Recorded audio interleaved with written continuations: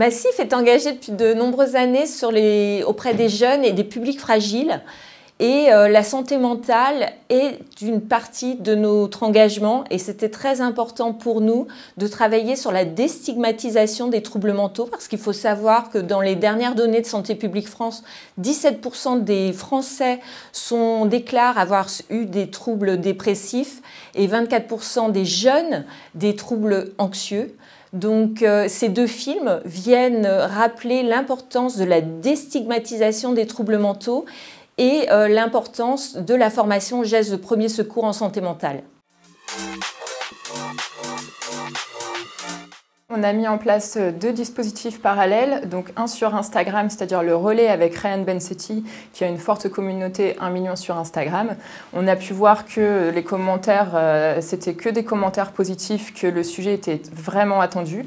Et en parallèle, on a mis un autre dispositif d'influence sur TikTok avec l'agence Slick, et où on a activé 5 profils très hétéroclites d'influenceurs, de créateurs de contenu, pour aller parler aux jeunes et aux mères de famille.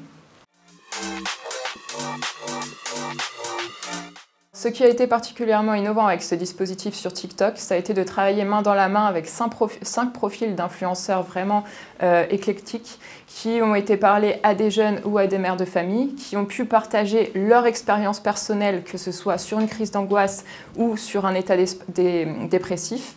Et à partir de là, relayer le film qui correspondait le mieux à ce propos et surtout inciter leur communauté à partager leur expérience personnelle pour en fait libérer la parole lors de la Journée mondiale de la santé mentale.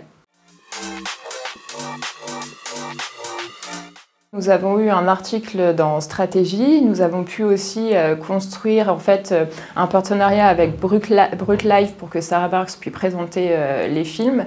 Nous avons aussi participé à une conférence avec Dailymotion autour de la santé mentale et du lancement de son premier baromètre sur la santé mentale. Au niveau des chiffres, donc là à date on est à peu près sur 12 millions de vues cumulées sur YouTube, TikTok et Instagram. Et en fait, on arrive à peu près à 95% de commentaires positifs, ce qui montre en fait vraiment une attente du public sur ce sujet.